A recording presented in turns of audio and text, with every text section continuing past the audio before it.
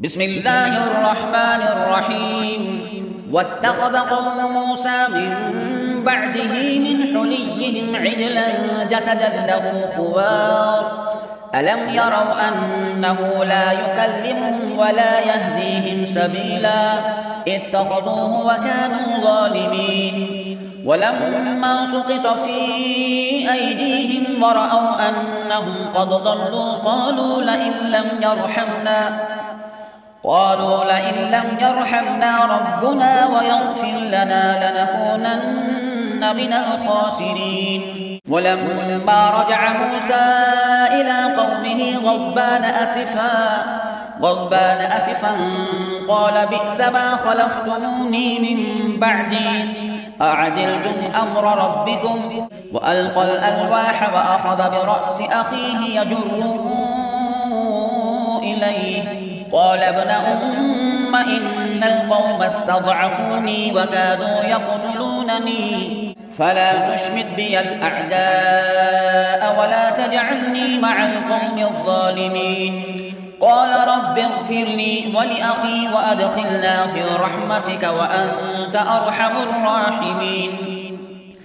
إن الذين اتخذوا العجل سينالهم غضب من ربهم وذلة في الحياة الدنيا وكذلك نجزي المفترين.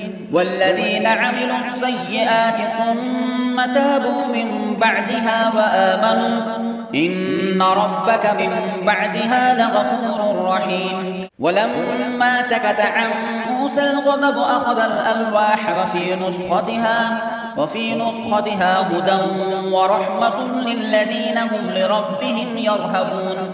واختار موسى قومه 70 رجلا لميقاتنا فلما أخذتهم الرجفة قال رب لو شئت أهلكتهم من قبل وإياي أتهلكنا بما فعل السفهاء منا إن هي إلا فتنتك تضل بها من تشاء وتهدي من تشاء أنت ولينا فاغفر لنا وارحمنا وأنت خير الغافرين. واكتب لنا في هذه الدنيا حسنة وفي الآخرة إنا هدنا إليك قال عذابي أصيب به من أشاء ورحمتي وسعت كل شيء فسأكتبها للذين يتقون ويؤتون الزكاة والذين هم بآياتنا يؤمنون. الذين يتبعون الرسول النبي الأمي الذي يجدونه مكتوبا عندهم في التوراة والإنجيل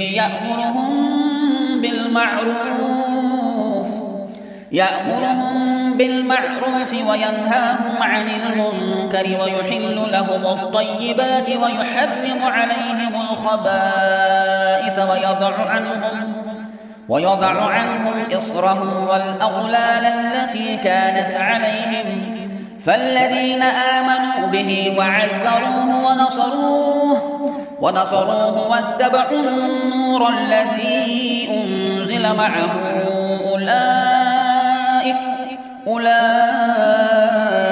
هم المفلحون.